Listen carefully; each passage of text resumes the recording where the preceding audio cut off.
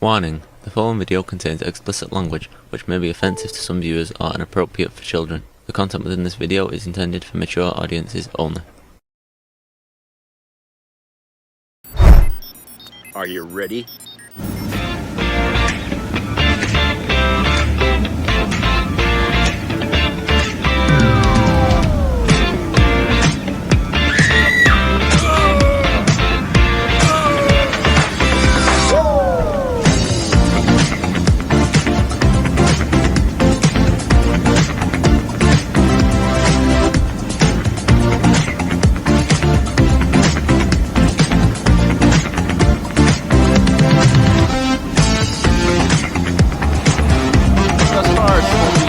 Circus!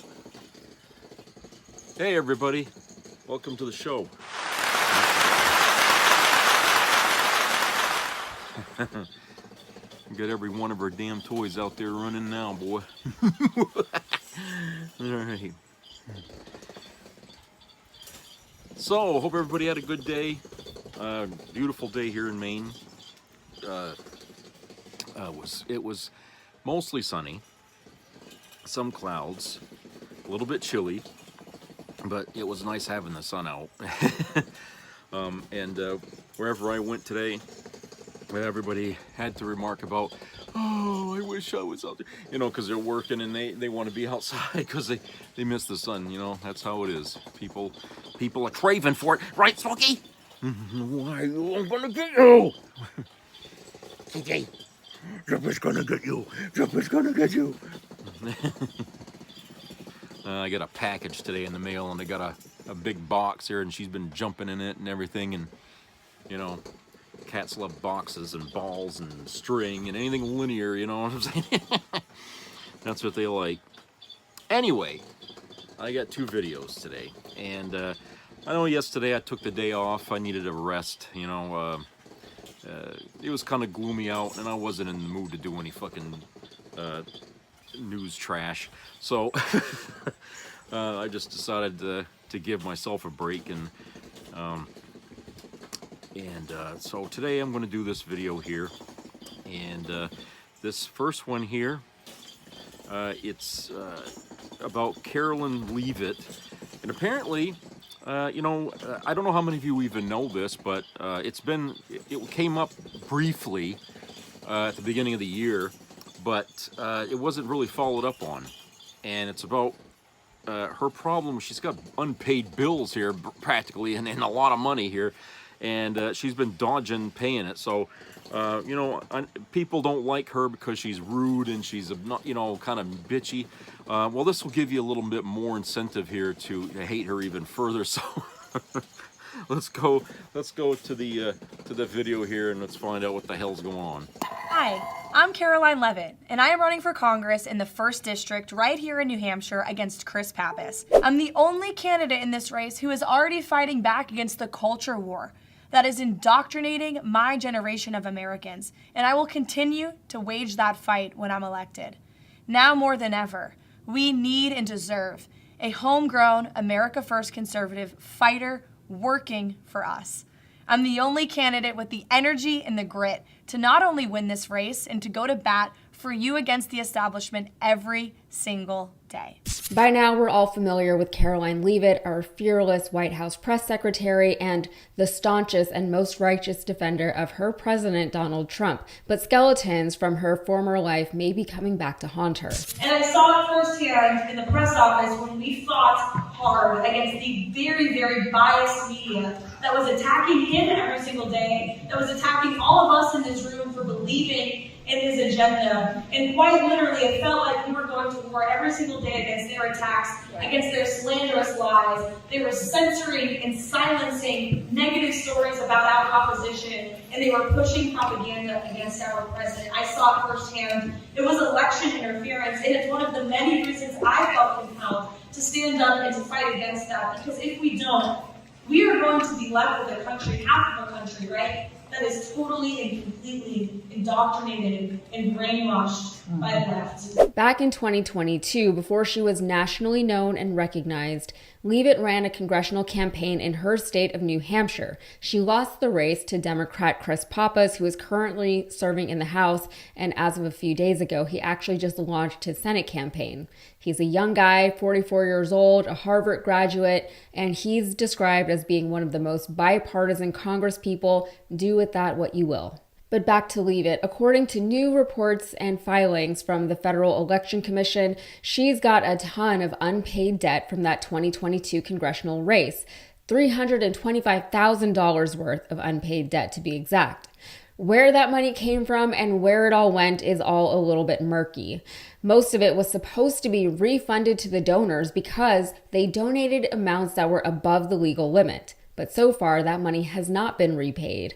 Now, with Leavitt's new position as Trump's press secretary, fundraising to pay off that debt could constitute a conflict of interest. This story was first broken earlier this year by notus.org, so here are the details. In January, Leavitt's campaign filings revealed campaign debt that went unreported for years.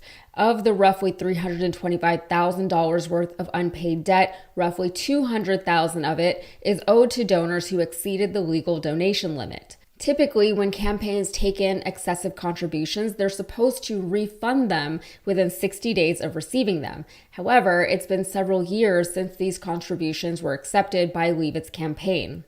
An attorney familiar with the campaign had this to say about the debt and delayed filing in a statement. They said an FEC inquiry was prompted by one double filing and the employee involved was dismissed.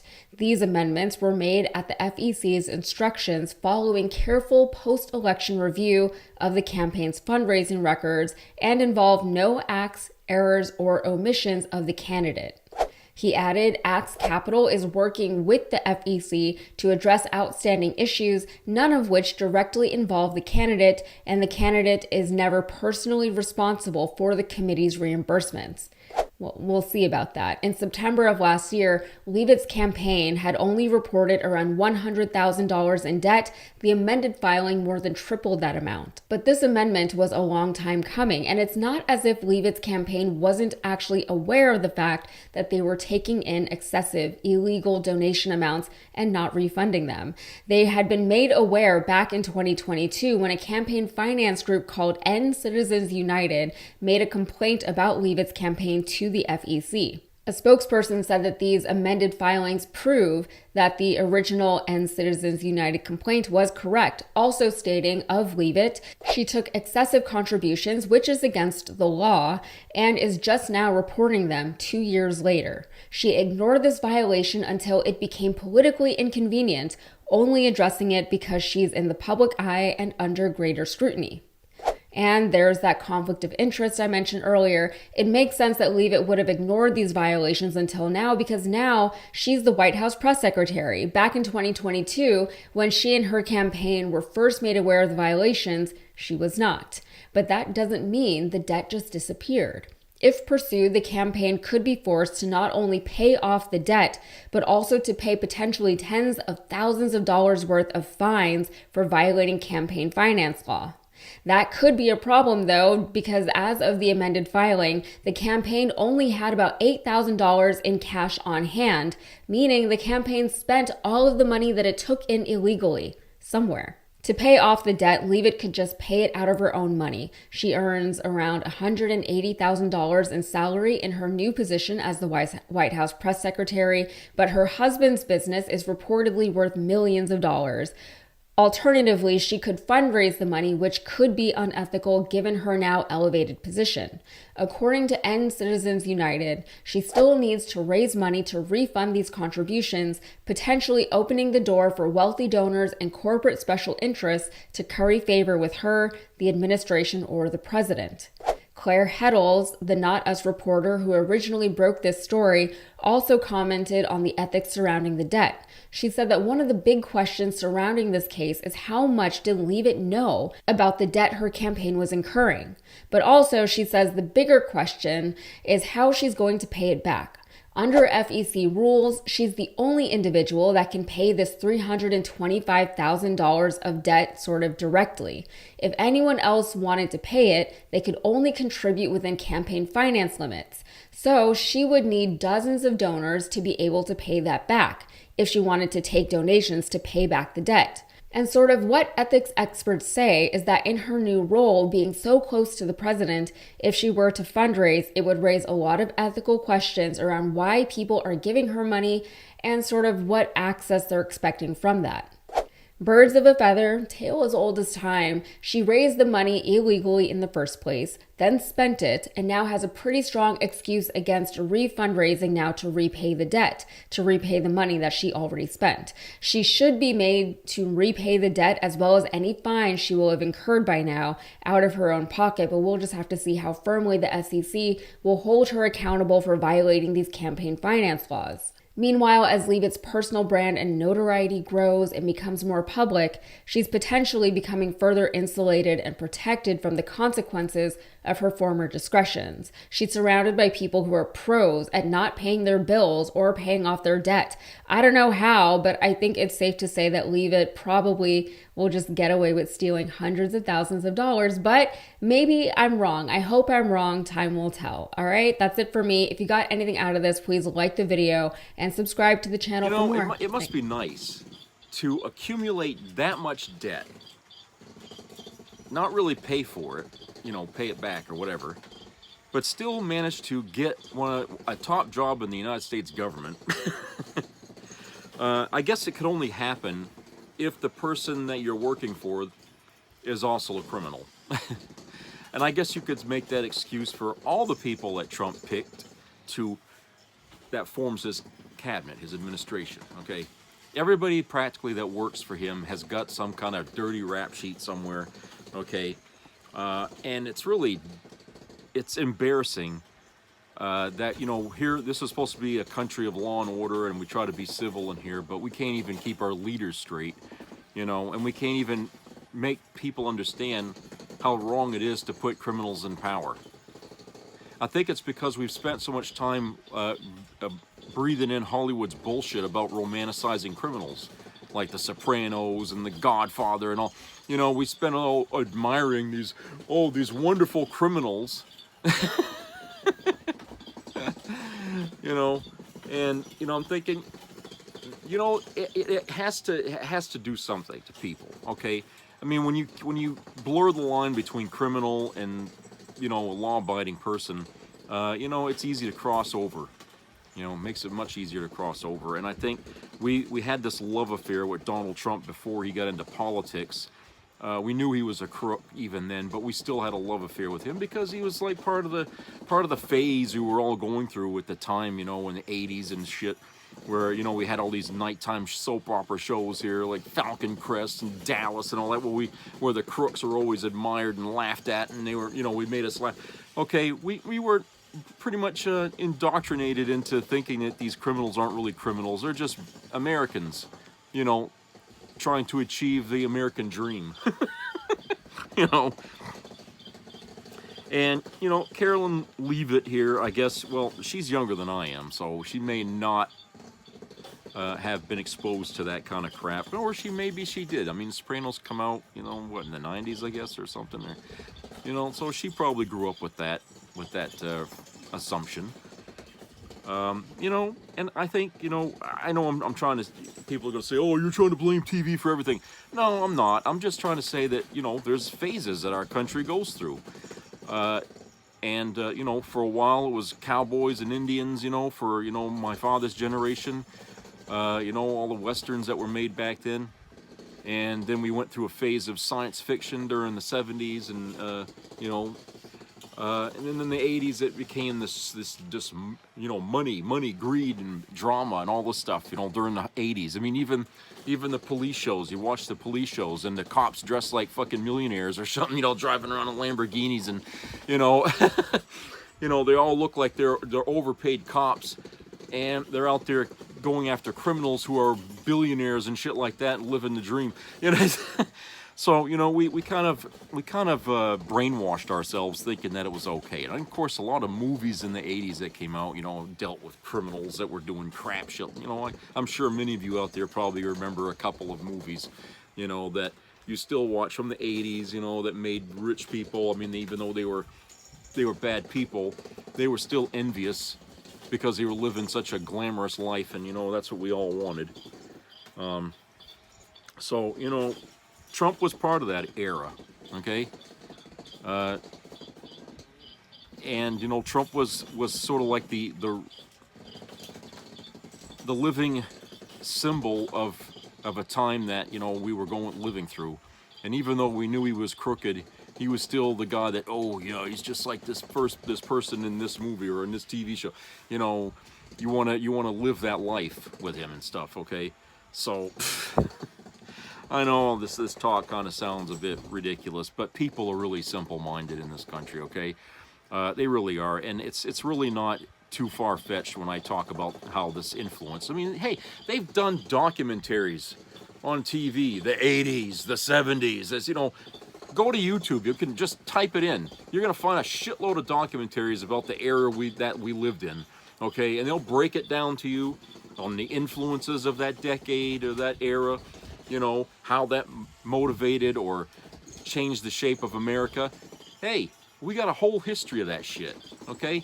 Entertainment, you know, and real life often intertwine in our country, okay? I know that seems a little bit outlandish, but it's true, okay?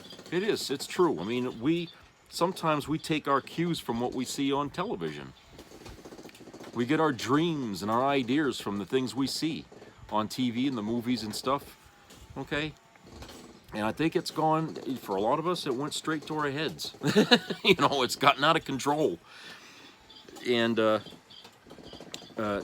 Carolyn Leavitt there, you know, with her issues, you know, she's being protected, you know, by Trump, of course. And, you know, if anything happens to her legally, Trump is probably going to intervene and stop whatever's going to happen. So I don't think she's got anything to worry about. In fact, I don't even think she cares about anything about her finances or what's going on with her money. Okay. All she's going to do is just do what Trump tells her to say, and that's what she's going to do. And as long as he takes care of her needs, and you know, she's got a rich husband, I guess. So there's no really any excuse for her, you know, leaving a lot of this stuff open here and unfinished. So I mean, like I said, dude, if you didn't have any reason to hate her before, you've got reason to dislike her, at least for that, because, you know, my father always told me to pay your debts, okay? Even though both my parents died while they had debt. Okay, so it's just, he always told me that. But, you know, that was advice that came from a different era where people did pay their debts and they did not try to get into debt. Okay, and it was good advice. But when the economy changes and the world around us changes, it becomes almost impossible not to accrue debt right from the very beginning. You know, but certainly if you are able to pay it, you should. Okay, you don't want that following you around your whole goddamn life, and then all of a sudden you fall on hard times, and then all of a sudden now you got the debt plus this. Okay, so it's always good to as soon as you're able to pay things off, you know, and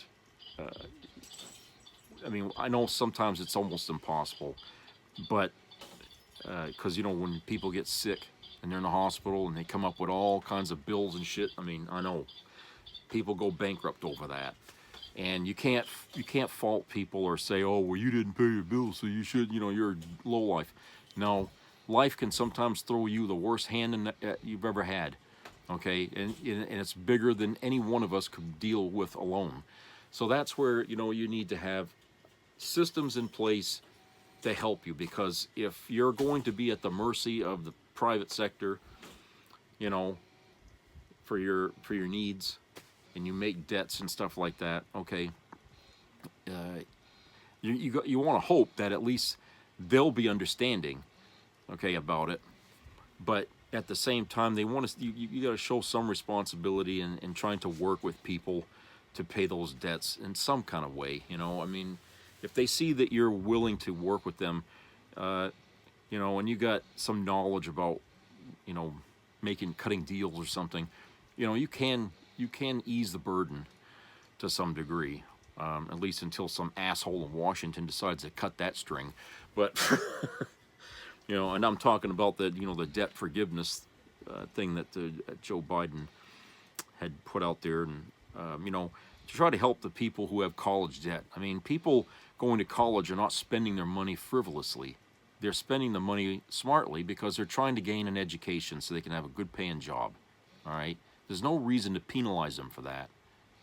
And that's what that is. It really is a punishment to be saddled with a debt equal to a house mortgage. Okay? That's not right. Okay? The person that's that young should not spend the rest of their fucking natural life paying off that fucking debt. I kind of feel like, you know, knowledge ought to be free to all, but I realize teachers don't work for peanuts and for free, okay? I understand that. But the schools that they work in obviously feel like they deserve big bundles of cash. And what do they give in return? I've seen the condition, at least of the University of Maine, of how their campuses are. I mean, the grounds are usually pretty nice, but when you go inside the buildings, you see a lot of things in need. You know, I used to work at the University of Maine as a, you know, janitor, groundskeeper and stuff years ago, and I'll tell you, it's pretty, you know, eye-opening. You see, Christ, that's old, you know, or this is old, and, you know, and they complain it's cold in the winter, and, you know, and in the summer they got no air conditioning, you know, and yet they're paying through the fucking nose to stay on the campus, and it's like, no.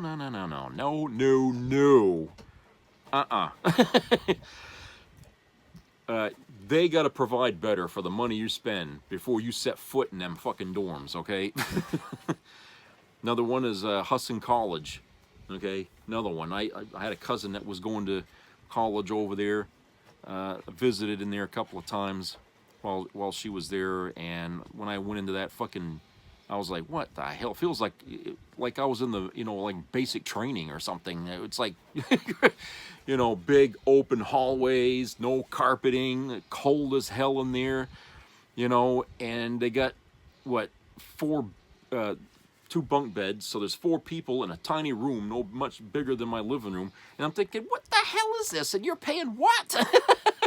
You know, and they say, oh, you got to spend your first year here on the campus. That's a requirement. If you're a first year, you're required to stay on. That's like, yeah, they're holding you to a fucking bribe, or you know, they're trying to leverage you, blackmail you rather, to have you stay there so you spend the money. They want you to stay on the campus because they're trying to extort money from you. And if you don't, then you're kicked out. That's extortion, okay?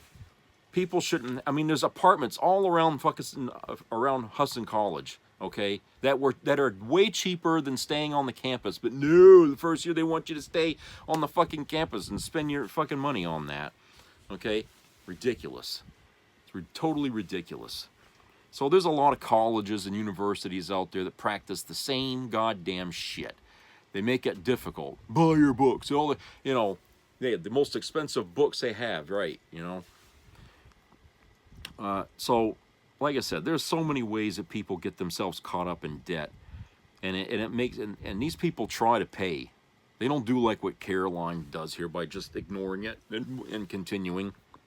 Okay, she doesn't do that. So I just think, like, with her, where she has the ability to pay, or at least negotiate, you know, to help with the bills if it's too much for her, and she ain't trying. Okay, I mean, that's a sign of a personality there that just, you know, it's all for me and fuck you, you know, and, you know, I don't care what you do. She's kind of crooked that way. And it shouldn't surprise us, because, you know, crooked people surround Trump, you know, like you know, birds of a feather. So, yeah, you know, like I said, in case you didn't know about what was going on with her, now you do, okay? And this is probably why the press isn't talking much about this, because, hey, if you bring this up, you're not going to be invited to the White House press conferences. By the way, who was it there that Trump said couldn't show up at the conferences anymore? Was it NPR or, let me see. Oh, it was the AP. The AP was restricted from going to any White House press conferences because they had a fit over the use of the Gulf of Mexico's name being changed. Well, a judge said the White House cannot do that. They have to lift that restriction. Let's see. Let me read this article here. It's a federal judge yesterday ruled for the AP in its ongoing legal dispute with the White House and ordered top officials to restore the news outlets access to the Oval Office, Air Force One, and other spaces and events where they are open to White House reporters. District Judge Trevor McFadden granted the AP a preliminary injunction blocking the federal government from restricting its access to certain media events because of its decision to continue using the name Gulf of Mexico. President Trump, on his first day in office, issued an executive order renaming the body of water the Gulf of America.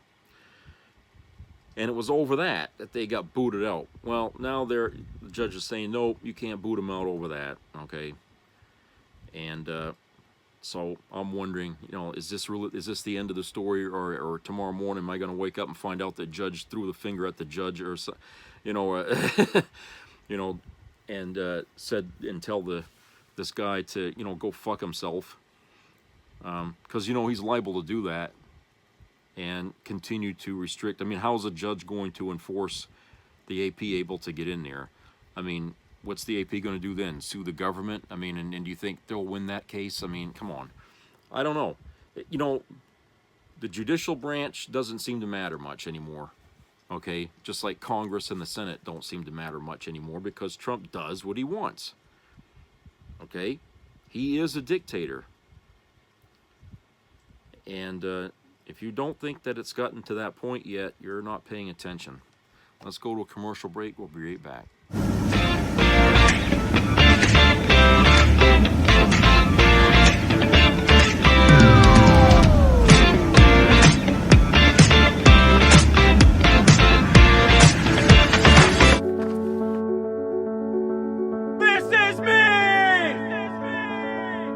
I'm Alex Curtis. I'm a lobsterman in Maine, and this is me. I'm Roxy Sugar, and this is me. I'm Eric Hopkins. I'm an artist, and this is me. This is me. Me. This is me. This is me. At the end of the journey, the main thing is you, original.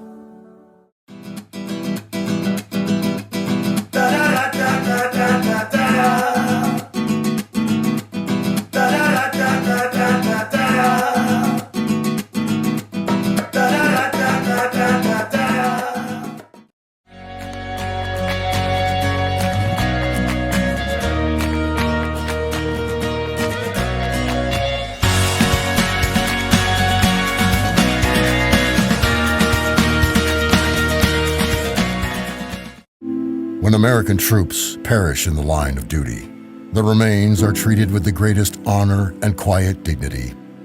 They are placed aboard special Air Force transport planes and returned to their home soil and into the grieving arms of their loved ones. 4 U.S. service members defending our interests and alliances in Europe perished last week. Every president has accepted the responsibility to greet our fallen heroes. It doesn't matter the party. Where is their president today? Golfing. Again. So as the families of these 4 lost heroes contemplate life without their husbands, brothers, fathers, or sons, Donald Trump is showing them the respect he thinks they deserve by golfing. Again.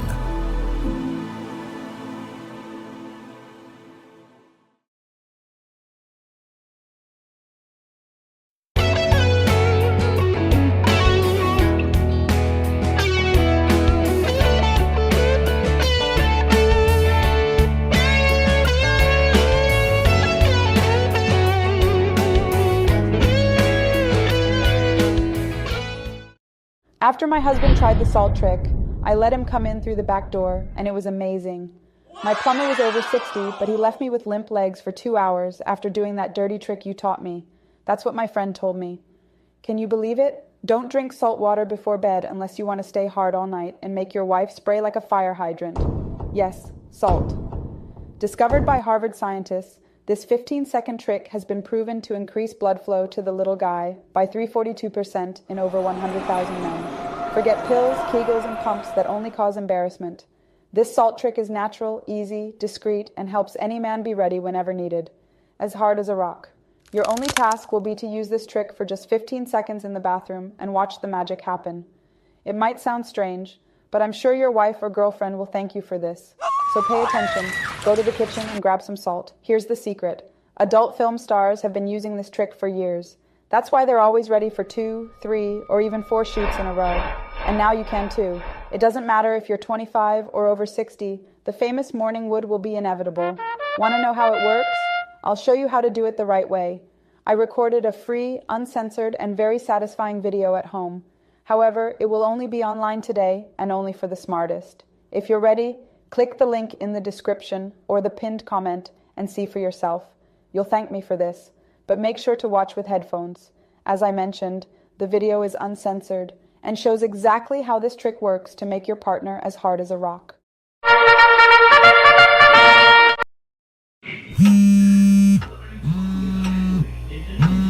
Hello, Daniel Caldwell. This is the VA Crisis Response Hotline. We're calling to inform you that your emergency request for in-person counseling for PTSD has been denied. To stop fraud, waste, and abuse, these services will be replaced by VetCare AI, powered by Grok, an X company. President Trump and Doge Chairman Musk, thank you for your service and being part of our efforts to eliminate waste. Have a nice day. Press 1 to repeat this message. Press 2 to return to main menu. Press 3 to leave a message, and an AI operator will call you back if your problem is deemed unwasteful. Goodbye.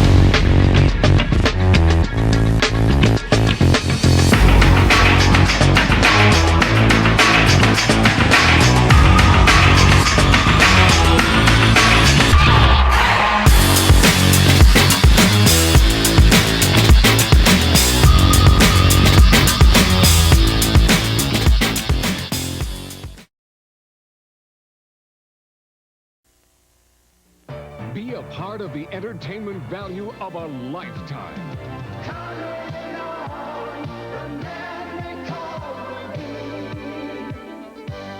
I loved it. It was the best performance I've seen in a lifetime. I loved the show. I liked it very much. He's a very entertaining man. It's well worth the money. Now appearing in Charlottetown, coming to Halifax November 6th to the 18th, and St. John November 20th through the 26th.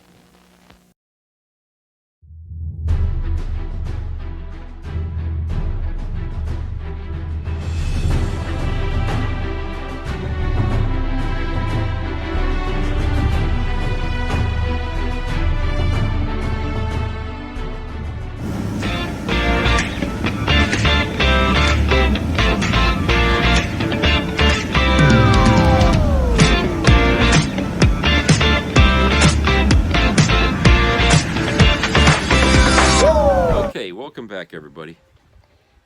All right, so got another video here, and this is from the Humanist Report, and they'll be talking about more MAGA people feeling the impact of Trump's economic policies and how a lot of them have lost their retirements. Well, they're not happy about it. So let's go to that video, and then we'll talk about that on the other side. Has put his tariffs all over the place. I've been trying to understand them. I don't. And everything's in the shitter because of it. People are getting killed. Me too. Yeah, we all are. You look at your shit? Bro, holy f***, it's so bad. Nah, I mean, that's... How much you lost? Be honest. 8 figures. It's almost... Damn. Yeah. You over here like, Kamala, come back to me. You over here singing the song like the Kanye Bianca song.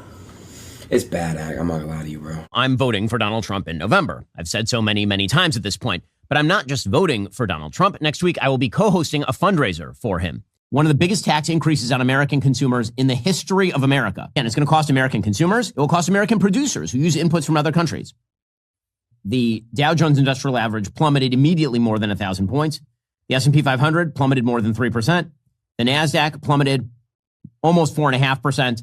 There are real-world implications for this sort of stuff. Trade wars are, in fact, not good and not easy to win, particularly if you don't actually have a plan. You just heard some of Trump's biggest pre-election boosters cry about losing millions and millions of dollars after the tariffs that they voted for went into effect. And I've got to say, watching that almost made me a little bit sad. I almost got choked up a bit because there's nothing that makes me more upset than seeing multimillionaires cry about losing millions of dollars. It's just a tragic thing. You know, if only there was a way that they could have known the impact that these tariffs were going to have on their stock portfolios before they used their massive platforms to push for the guy who repeatedly said he was going to do this. You know, maybe if they knew, this could have been prevented. And I just feel so sad for them. But even though these poor, sad multimillionaires are now learning the hard way about tariffs, other rich people who presumably knew better, they're also finding out after fucking around. Now, as you all know, a lot of big tech dickheads got buddy-buddy with Trump after the election. For example, Nvidia's CEO met with Trump after his inauguration to kiss his ring and his ass, presumably. Apple CEO Tim Cook donated $1 million to Trump's inauguration fund, and both Google and Microsoft did the same, as did Jeff Bezos of Amazon and Sam Altman of OpenAI. Mark Zuckerberg also donated $1 million to Trump's inauguration fund, then announced a Twitter-like change in policy across Meta platforms.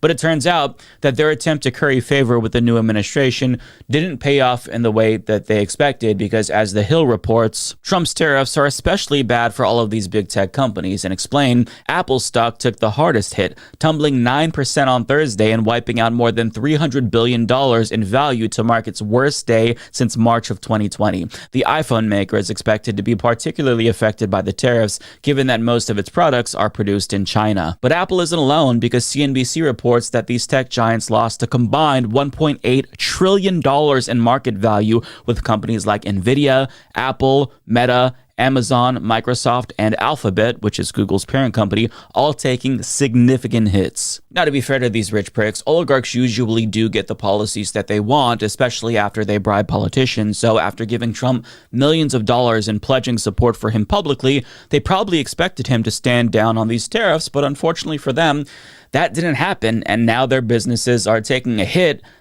after supporting the man who said he was going to do tariffs repeatedly during the election. But they're taking a hit temporarily, at least, because I'm sure that once Republicans pass more tax cuts for rich people, that's going to ease their pain a little bit. Still, it's nice to think that maybe these rich pricks are panicking a little bit behind the scenes. But they're not alone, because other CEOs who have stores that sell the shit that these rich pricks make are also panicking. And, there's one in particular who's really worried. So Matt Bender shared GameStop CEO Ryan Cohen's numerous pro-Trump tweets from before the election. And as you can see, he was very, very, very enthusiastic about Donald Trump. And in February, he blamed wokeness and DEI for his company's failures, which is interesting because physical media is dying, and his company is based on physical media, but okay.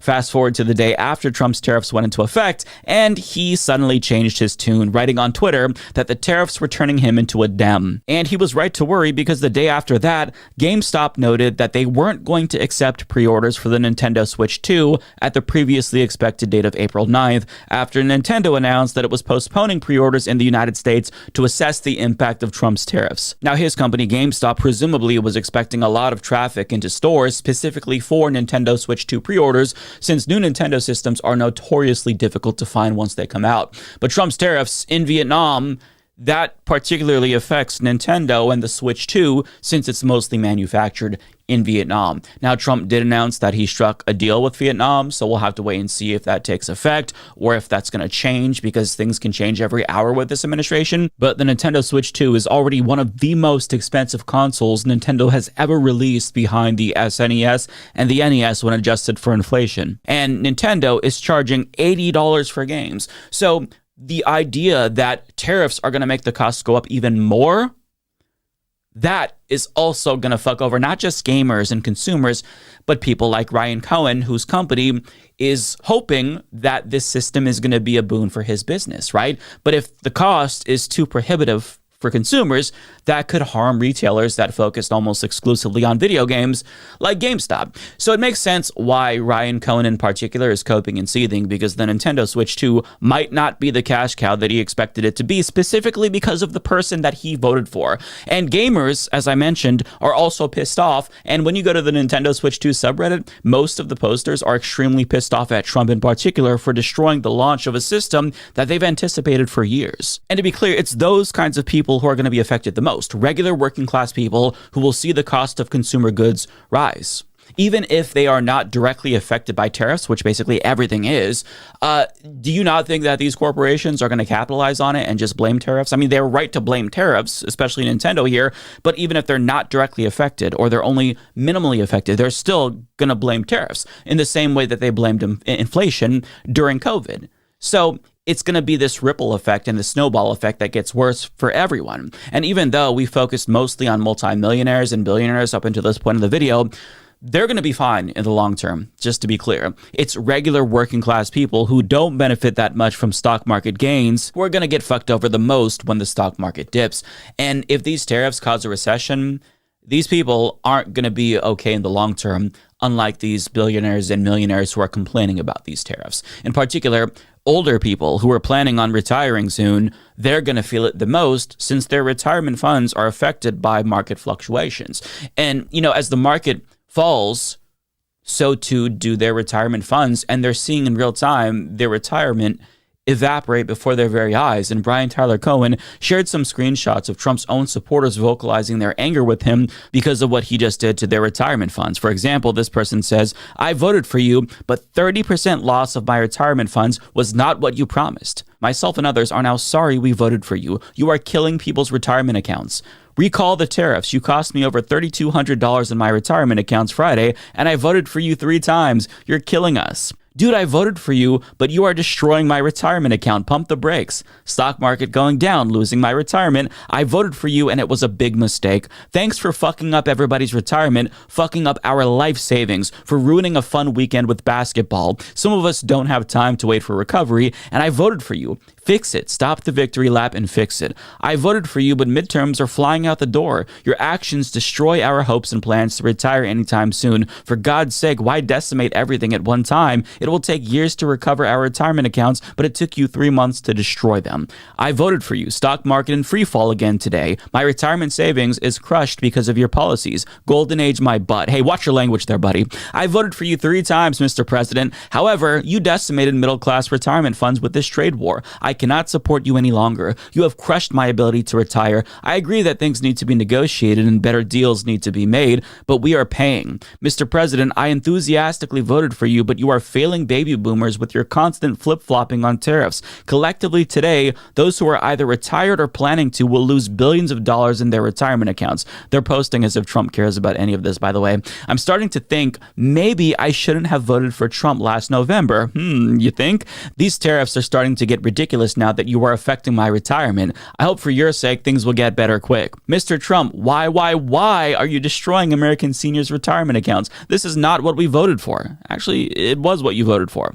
I voted for you, but at 60 years old and my first year after retirement, your policy is killing me. Everything I've worked for just keeps dwindling away. So disappointing that you're banking on everything for the future and are screwing me and my family. The market is absolutely tanking. How could you do this to the people who voted for you? I'm actually terrified to wake up tomorrow and see if I have any retirement left. How could you do this to a struggling middle class? I've worked all my life, put away a few bucks for retirement, less than you probably spend in a day, voted for you. Now you want to take the pittance I worked for my entire life to save? Last one. I voted for you 3 times, but am completely appalled at what your self-inflicted tariffs are doing to senior retirement accounts. We can't afford this recession that you're throwing the USA into. Every time you say tariff, we fall several percent. Stop it. 2026 election at risk. In other words, they never thought that leopards would eat their face, even though they voted for the leopards eating people's faces party. And the sad reality is that all of these big businesses, they're going to rebound one day and likely be more valuable than ever. It just is going to take some time. But if that doesn't happen automatically or too quickly, we all know that the government is going to swoop in and bail them all out if these tariffs do catalyze a recession or worse, a depression. But the same isn't true for these people. All of these folks who are losing their retirement, they will never be bailed out, ever. The thought isn't even going to cross Trump's mind. He couldn't care less about these people. And some of them are only starting to realize this after voting for him 3 fucking times, which is so sad. Because I'm sure that they voted for him because they support mass deportation and believed Trump when he said that immigrants were the cause of all of our problems. But now they're learning the hard way that things are worse than ever, even though the immigrants are being deported. And it's pretty perverse, on a side note, that we have a retirement system that hinges on the success of multi-billion, multi-trillion-dollar corporations. See, when you work hard for these companies, you don't get a raise when the profits go up. But if they lose value, your retirement goes bye-bye. Isn't that fucked up? What kind of a sick, twisted system is this? Your fate is tied to these corporations, but you don't reap any of the rewards, only the downsides. Isn't that the dumbest fucking system ever? And on the other end, they price gouge you and they bribe politicians so that way they can cut corners so they can sell you shittier products for higher prices in order to maximize profits year after year after year, all while you get more poor. But that's capitalism, my friends. Regardless, all of these people that we've talked about today, they knew that Trump would implement these tariffs before the election because it was one of his signature campaign promises. I mean, I don't really know what to say. I feel bad in some ways for the poor people who are losing their retirements, but at the same time, it's like, man, as an adult, you've got to kind of take personal responsibility. That's what these boomers have told us millennials, right? Take personal responsibility. Pull yourself up by your bootstraps. They all voted for Reagan and tell us that we're not working hard enough, so maybe these people should work a little bit harder, right? Maybe work until you die. That's what Republicans have been wanting for a very long time. Reagan has wanted us to work until we die. They want to loot all of our savings, our pensions, our Social Security, because they want to give that to their rich donors. And you fall for it every time, and you get bogged down by these dumbass distractions like trans people or immigrants, and you let them dupe you into voting against your own self-interest again and again and again and never realize it until it's too late. It's just, yeah, I have no sympathy, by the way, for these multimillionaires, but I have a little bit of sympathy because these people who lost their retirement were so fucking stupid. I mean, I don't know what to say. They could have done a little bit of research. They could have listened to the warnings of economists before the election, but they chose to ignore reality in order to vote for a con man because they probably thought that he would only fuck over people that they don't like, i.e. immigrants and trans people. But it turns out, like we warned you, he was going to fuck over everyone, including you. Remember after the election, for those who weren't tuned into the channel, I said that. I said he's going to fuck over you too, and I meant it. That wasn't conjecture. We knew what Trump was going to do, and he did it, and now you're crying. It's so frustrating. But I mean, what do you say? I guess I hate that Americans are so selfish. You know, if half of the moon broke off and fell on the other side of the planet, most Americans wouldn't give a flying fuck if they didn't think that it would affect them. They'd be fine with all of the rest of the people on the other side of the world dying if they didn't think it would personally affect them. That's Americans. Selfish, brainwashed, miserable pieces of shit who think that we're the only country on earth. It is humiliating. So, I mean, I guess that in some ways, Trump is the perfect representation of our collective stupidity because we are a society in decline. We are a failing empire who has embarrassed ourselves again and again and again. So, you know, Trump is, I think, an accurate portrayal. He's, I guess, a good representative for how terrible America is. But in conclusion, if you're one of the people who voted for this, don't fucking complain because you got exactly what you voted for. He did exactly what he said he was going to do. And now we all have to live with the consequences of your decision. So I don't want to hear you complain. I think the people who are negatively affected by this, who didn't vote for him, they're the ones who have a right to complain. But if you voted for this after he said he was going to do this, don't have much patience for you. Sorry. These people were warned. These people were warned. Like he said, Trump did not hide this fact from anybody that he was going to do this. All right? He kept saying the word tariff, tariff, tariff, over and over again. And apparently, nobody knew what he was talking about because after the election was over and tariff became something that was going to become a reality, only then did MAGA and people in that party decide to look the word up and find out what that meant. Because clearly everybody was walking around, well, not everybody, but a lot of people were walking around thinking, you know, what a tariff was, and they were completely wrong. All right? And so once they read and defined the word tariff and what it means, okay, all of a sudden then the feeling of panic started to go through these folks, and they were crossing their fingers that, oh, I won't be touched by this. I won't be. Everybody's going to get touched by this. Okay? Everybody's getting touched. Okay? No one is exempt from these fucking tariffs. We're all going to be impacted by them in one form or another. And the retaliatory tariffs that are being implemented on us, we're going to feel that too. So it ain't going to be just Trump we're going to get it from, but we're going to get it from the rest of the world. And if you think that's a good thing, then you're completely out of your fucking mind, okay? Because it ain't. Like a lot of people say, tariffs don't lead us to anywhere but economic disaster. The history has shown that over and over and over again, okay? We got plenty of American history to show, you know, what a tariff can do to our economy. But for some reason, Trump thought that was the answer for all our woes, okay? Well, it ain't. It ain't. And you know, economists have said it. Hey, to believe how the MAGA people were out there thinking that, oh, the Democrats are lying, that, oh, this is a big conspiracy to try to trip up Trump. Okay, has to be the craziest thing to believe in. But conspiracies are their forte. Okay, they believe in all these conspiracies. All right. And so it was easy for them to just leap to this ridiculous bit of understanding that the press and the economists and all the professionals out there and the executives were all in on it together that, oh, you know, the economy is going to crash if Trump does all these things. Instead of looking at it the other way, saying, well, all these people are experts in this field, we should listen to them, right? Because when you hear Trump talk about these tariffs, it's all about hocus pocus, and nothing of it makes any sense. And I think I had read a report here in a few videos back in last year where Trump was speaking to a bunch of economic, I guess, what were they, people from Wall Street, talking about what his plans were, and including the word tariff in that. They tried to ask questions of him about, to be clearer about what he was talking about, and he wasn't doing it. He just wasn't making it clear. And these people left there feeling, you know, I'm not sure about what he's got planned. It doesn't sound like a very good idea, you know. So these people left, and these reporters asked them how they felt about it, and they really couldn't say that whether one way or the other his ideas were any good, because they could not sit down and come up with numbers to show that it's possible that any of these things could work.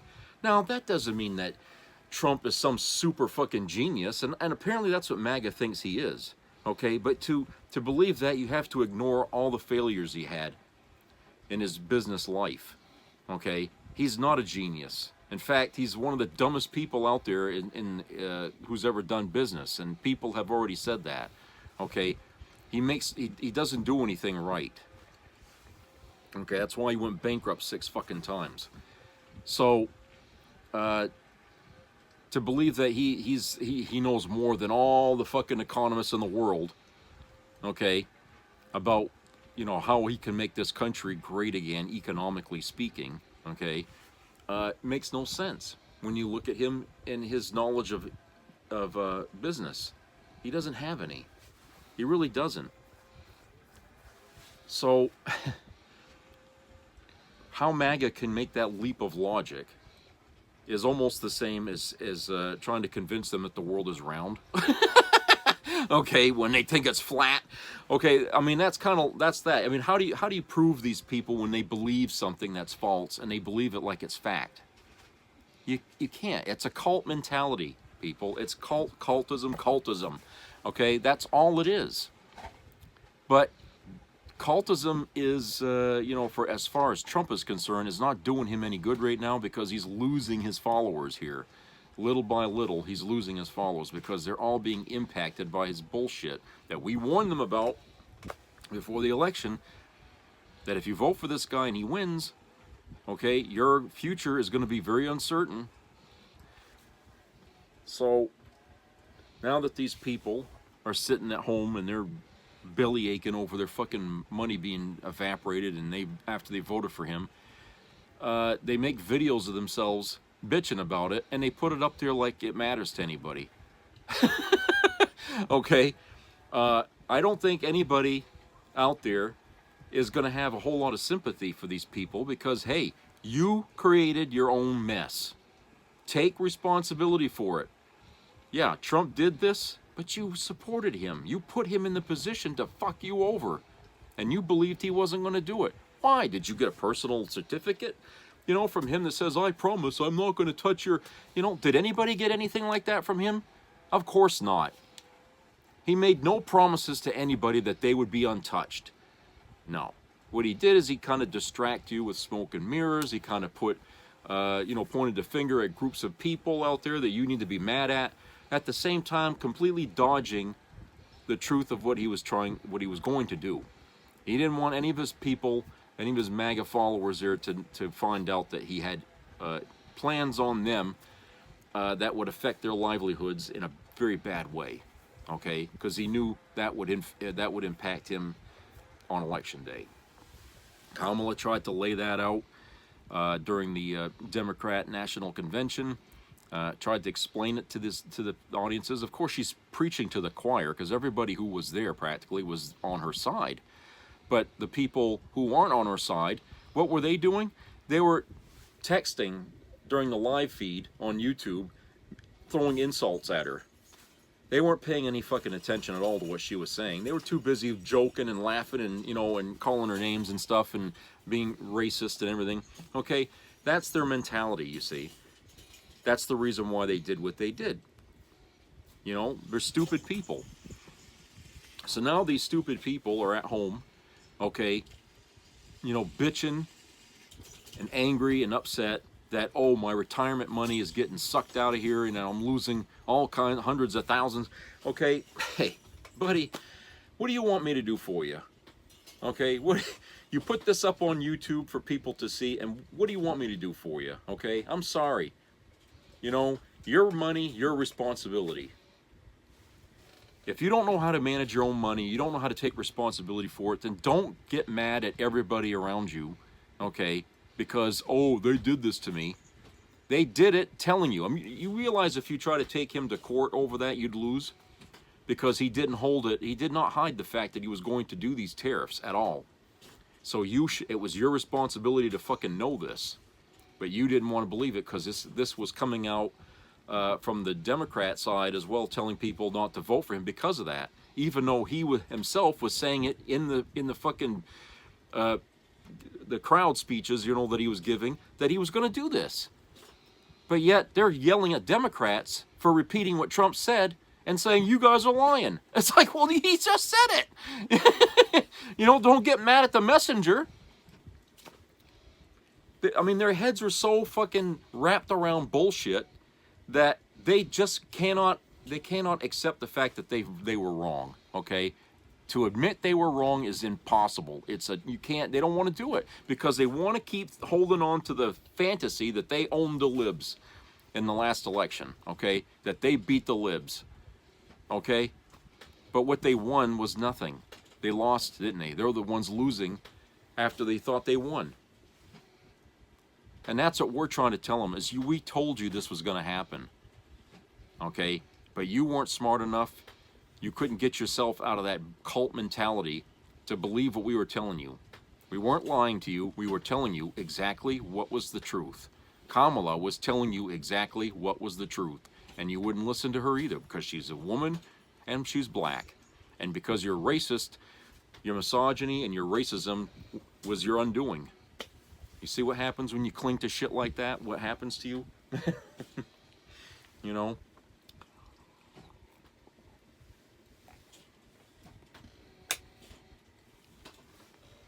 And like you said there towards the end, Trump does indeed represent the mindset of this country. Not all of us. There are some of us out there who can see what's going on and realize it's wrong. But there are so many of us in America who really kind of think the same way Trump does. Hooray for me, to hell with you. I saw this trend back in the 80s growing at a, exponential rate. Went on through the 90s. All that generation out there working. Okay? And that attitude led to a lot of things that made our country worse. And it's still, the fallout of it is still around today. And Donald Trump, who was from that era, I guess, even though he's, 78, 79 years old, okay? He lived through that era as a businessman. And held to that philosophy, too. And since everybody else was, of that same mind, they looked at him as an example to follow, like I said in the previous segment. And so now, this is the end result of following that philosophy. All right. Now I realize this is more heady of an explanation of things than political, but it does take a snapshot of America past and present, and what went on in between. Okay, you can't understand what's going on today if you don't think about how it all began and why it's end up this way. Because if you just look at it today, you're going to think that everybody's crazy. But if you don't go back 30, 40 years and you see where it started and how it started, you're not really going to see any kind of logic to how this progressed. Okay? I was lucky enough to have lived those years and saw it with my own eyes, how it was headed. And it was pretty obvious. I mean, even a child could understand where this was going. I mean, you didn't have to be that smart to see the trend of greed and how that was infecting all of us, and how everybody wants all the fucking time, wants this, wants that, beyond their means even, okay? And that created a mentality here that when kids were born in that era were growing up with, and what do you think they did? They want the same thing my parents got, even though they couldn't pay for it. I still want. Okay? So it's easy for a guy like Trump to come out and promise those same old fucking things. That's why I say he brings nothing new to the table. He's a man of his time, coming to today's time to try to reintroduce ideas that didn't work back then. Okay? That's the problem with Trump. He's an old man with old tricks, and they don't work today. They don't. Nothing. He has no ideas that's really going to fit the times. Instead, what's he do? He attacks society. We don't want gays around. We don't want trans people around the bathrooms. We don't want the Haitians here. We don't want the illegals here. We don't. He's out dividing the country, turning people against people. Figuring that if people are fighting with each other, they're not going to be arguing with me. They're not going to be hating me, because they're going to be too busy beating each other up on the streets. That's all he's good for, distraction. And that's what he did through his fucking campaign, wasn't it? I mean, everything he talked about was all about pitting people against people. And the crowds applauded it, okay? So if you're one of those folks that voted for Trump, and now you're suffering, why should we care about you? Because you like the things Trump was talking about. You like the idea he wanted to get rid of Haitians, you wanted to get rid of Latinos, illegals, legals, okay? You like that. You like the idea that, you know, he's got people around him that are doing Nazi salutes and all that shit, okay? You people like the abortion ban, all that stuff, you know, and what that did to lots of women in the end, okay? You like that. So why the fuck should we give a shit about you suffering? You're as bad as he is. And we don't like Trump, so we sure as hell ain't going to like you if that's the way you think.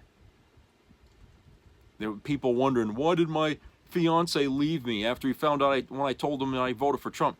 Hello? Jesus, it's like that BTK when his wife found out what he did. Jesus. And then it would be like BTK going to camp, so I don't know why she left me. I told her I was BTK, and then she just wanted divorce. You know, that's the logic of it. Why the hell would anybody want to be associated with a bitch or a bastard like that? Okay, why? You know, I knew people in my life who were bigots, okay? And they are the most difficult people to be around. Because it ain't, you know, bigotry aside, a lot of things they say just are off the wall anyway. About any issue you come up with, they have a skewed perspective of things. And yet it's very difficult to try to get along with them. It really is. They're so opinionated with their stupidity, it's awful. But yet they're out there, you know, with their racism and all that. You got to be dumb to a certain degree in order to be like that anyway, right? So that's why I say I ain't gonna feel sorry for these Trump folks here.